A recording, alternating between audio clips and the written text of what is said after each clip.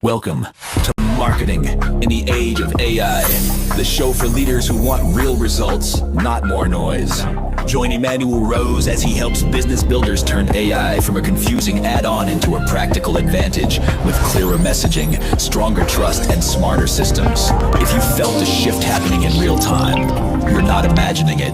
In the agentic pivot, Emmanuel calls it the move from experimenting with AI to building with it, so it supports your team, your brand, and your growth. Let's get into it.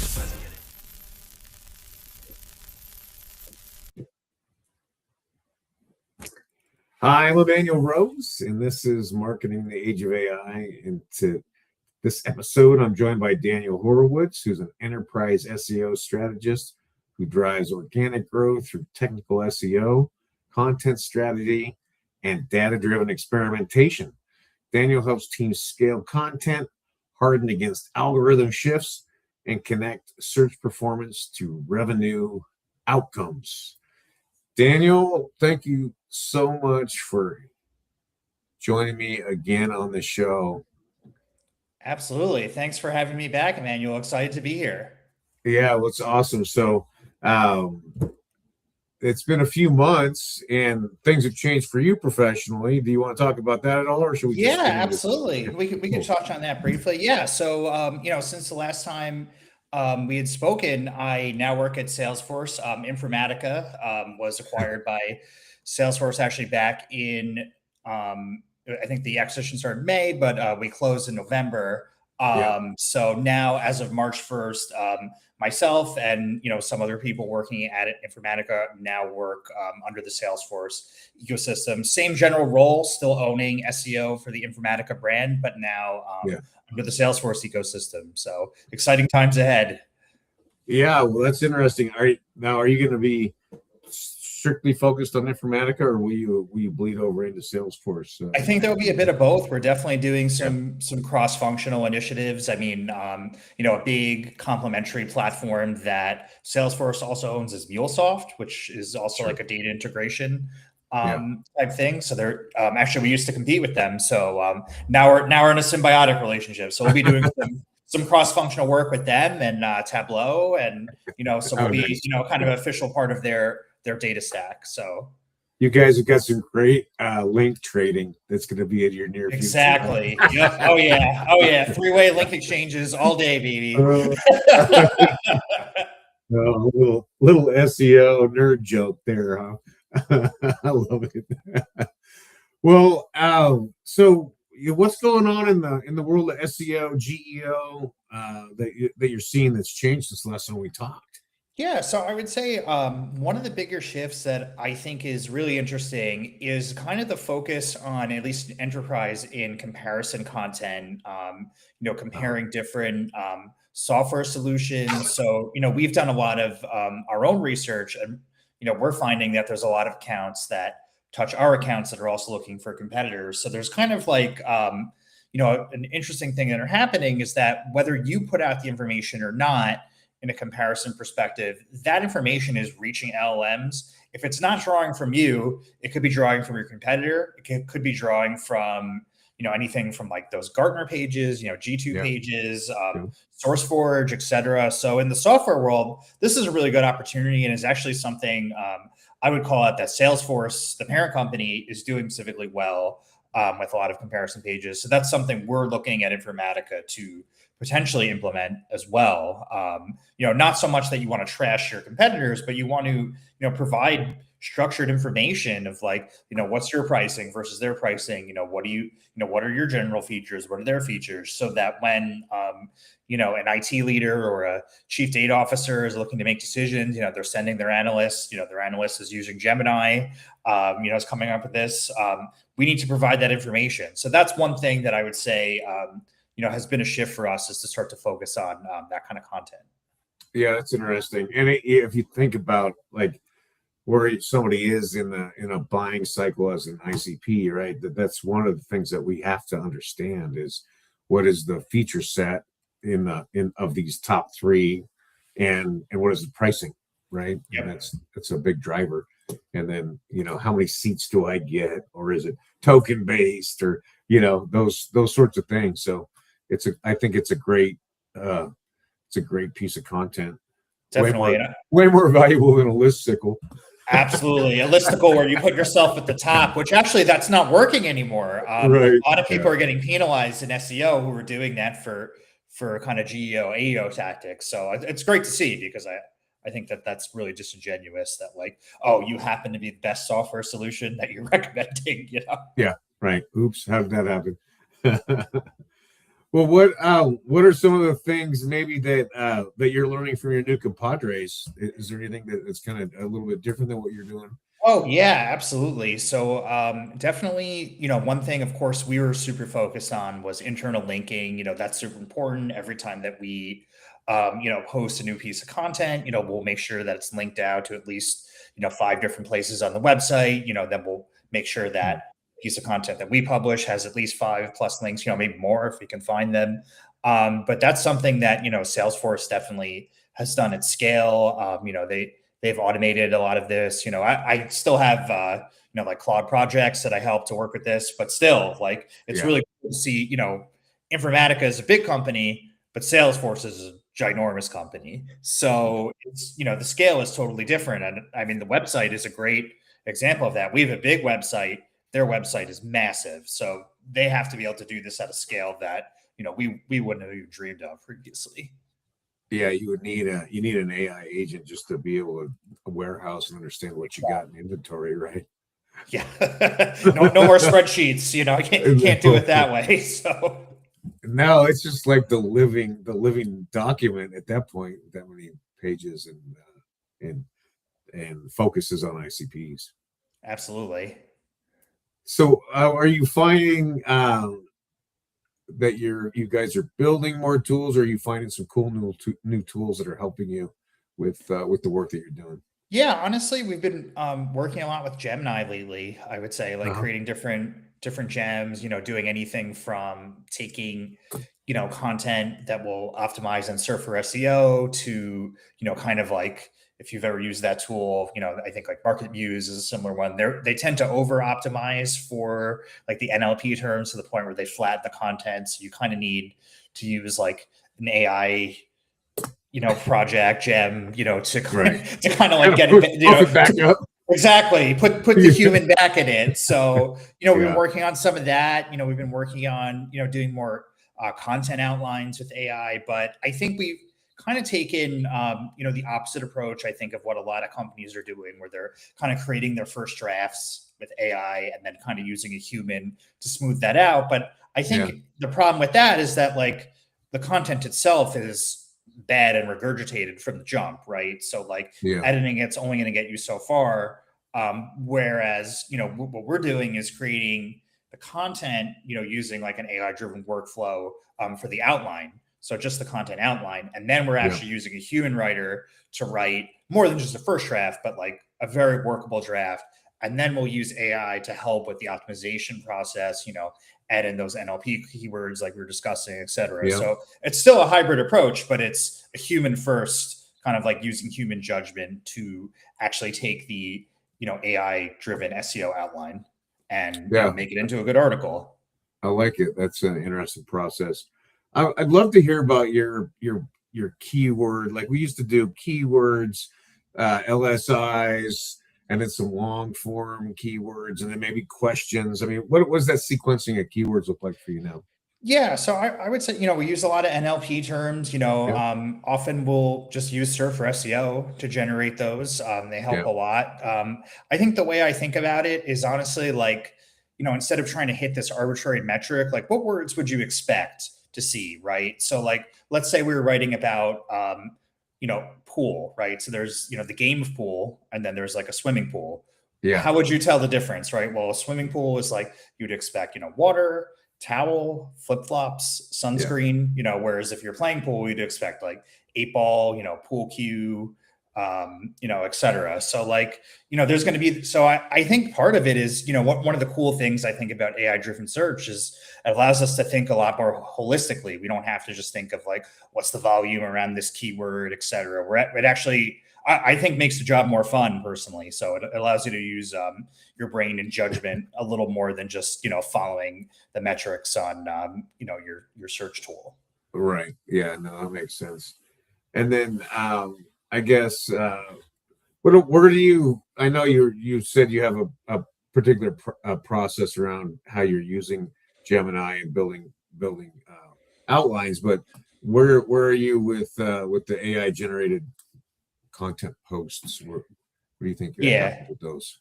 Yeah, I think that using AI just to mass generate content is not the move right now. I think Yeah. that um, it's like anything, right? It works until it doesn't. I think people are having some success with it, but then if you're generating things that read so similarly that it's so obvious, you're probably going to get penalized. I think people are already seeing it, by programmatically, introducing AI pages to their websites. So I would say, especially for our industry where, we have a very technical audience we're talking to. So like, Sure. we're not talking about like pest control or like, how to replace the windows in your house. And look, those things matter too. Like accuracy also matters there. I'm not saying it doesn't, but and because we're speaking to such a technical audience, and a lot of this audience is maybe not going to traditional Google. Maybe they're using Gemini, maybe they're using ChatGPT instead. So like we have to speak to we have to speak to that with that content, and that means providing not just like original insights, but taking a lot of expertise. We have so many white papers, ebooks. We're actually doing a really cool strategy now called the hybrid gating strategy. So, a lot of people don't realize that LMs have a really hard time reading PDFs. They can cite PDFs, but the data is not structured in a way Right. that they can really, kind of like chunk that out and, provide actual context. So what we're doing is taking a lot of our ebooks, white papers, et cetera, working with a lot of the writers who actually wrote them, creating Oh, cool. basically a summary article. We'll take like an AI pass, we'll try to put it toward a keyword, but these are really for LLMs. This is really Yeah. for AI search, where now they can actually see a good summary, and we don't kill the lead gen either. So we still have, like a download now button, CTA, et cetera, that will go to, if you want to download the full PDF, that's still an option, but we're providing, kind of like a really like comprehensive summary that can be used by LMs. If the person comes about it through traditional search, that's great as well. But that's of course like a secondary benefit. Yeah. I think it's interesting how we have to stratify now for so many conditions, right? Oh, definitely. Yeah. In the past, you would have never considered this. An ebook or a white paper would have just been considered completely separately. That would have been in the realm of paid search. Something you were just running ads to get the lead gen. But now we've done a lot actually to unify like our paid search and our organic in a way that I think was happening to some extent before, but now is way more important, I think. Yeah. And then what about any thoughts around the LLM.txt? Have you guys tested that and seen Yeah, I have not seen any evidence that that really works. I have not tested it personally, so I can't bring in my experience. But from what at least Google has said is they don't recognize it at all. Yeah. So given that now Gemini has kind of become the LM of choice for a lot of people, because it's connected to the open web. People are kind of just using it through AI overview, whether you're opting into AI search or not, everyone's using it, right? Yeah, And it happens by accident a lot. exactly. You don't even realize you're using it. Like, I think, I've had my mom cite things from AI overviews, and I'm kind of like, you sure that's right? Well, let me get your take on this, which is what I've seen is the next layer of content that we're going to need to be creating, which is the AI agent optimization. And what are you guys talking about around that? Yeah. So my feeling is you want to make it as, that's a part of like our hybrid gating strategy, is trying to make it as summary friendly as possible. So we're, a lot of what we've been doing is, adding in things like FAQ, schema. I think a lot of people are doing this now, but also looking at the intent of your pages. So I'll give you a great example. So at Informatica, our kind of main product is called IDMC Intelligent Data Management Cloud. So this is a cloud-based solution, but historically, Informatica has been around for something like 30 years. So, in internet terms, that's basically a dinosaur, right? Yeah, right. So for the majority of their life, they had a platform called PowerCenter, which was an on-premises solution, which, was great back in the day, but now is outdated. We've been actively phasing it out. Yet we did kind of like a deep dive analysis of a ton of prompts through SEMrush, and PowerCenter is being referenced at a 4-to-1 ratio of IDMC. That's a real big problem from like a narrative perspective. For a product that you're trying to push out the door, right? Exactly. And the number one thing that kept coming up is people asking around things like, how do I download like a local instance of PowerCenter to my computer, which is not a thing that has been possible for a very long time, certainly since before I worked at Informatica. But we found there's actually a specific page that keeps being cited, even though it wasn't performing super great in traditional search. It's not something that we would have necessarily seen in Search Console, right?